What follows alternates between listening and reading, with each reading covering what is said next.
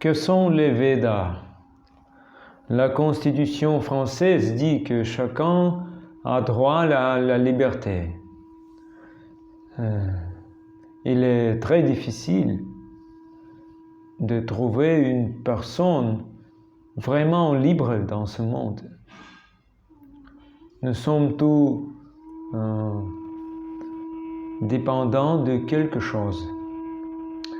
Il s'avère que nous avons le droit à la liberté, mais nous ne pouvons pas utiliser cette liberté.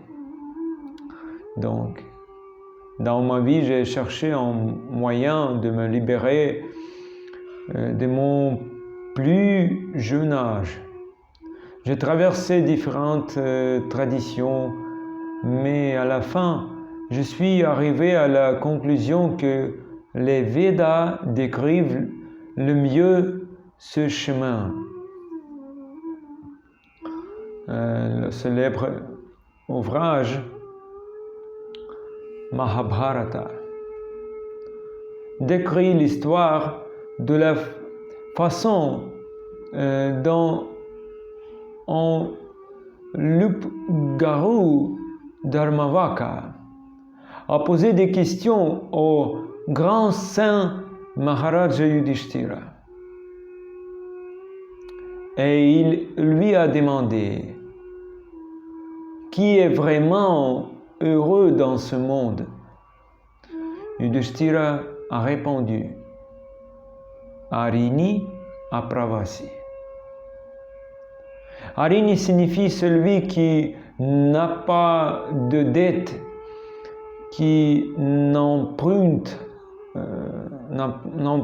pas. Aravasi signifie celui qui n'a pas acquitté l'endroit où il est né. Une telle personne est heureuse. En outre, il a déclaré quiconque rentre à la maison le soir mange de la nourriture végétarienne simple et en est heureux. C'est une réponse intéressante, car nous ne pouvons pas trouver une seule personne qui ne soit plus endettée. Dès la naissance, nous sommes déjà redevables au père et à la mère, aux demi-dieux, aux sages, aux autres entités vivantes. Le deuxième point, est-il possible de trouver une personne qui ne quitte jamais l'endroit où elle est née? Tout le monde part quelque part. Finalement, quand nous abandonnons ce corps, nous devons quitter cet endroit. Par conséquent, nous pouvons dire que personne n'est vraiment heureux dans ce monde. Une autre question était, quelle est la chose la plus étonnante dans ce monde, Kimaishcharyam, en sanskrit? Maharaja Yudhishthira a dit que chaque jour, on voit d'autres personnes mourir, mais pour une raison quelconque, il pense qu'il ne mourra jamais. Et une autre question était, quel est le vrai chemin? Yudhishthira a répondu, la vérité absolue n'est pas révélée lorsque nous discutons et menons simplement des discussions philosophiques. Tarko pratishta shrutayo vibhinam. Ce savoir confidentiel, savoir védique confidentiel est caché dans le cœur de grandes personnalités, les Mahajana. Dharmasya tattvam nihita guhayam. Mahajanayena gata sapantha. Il y a Mahajan, les grandes personnalités.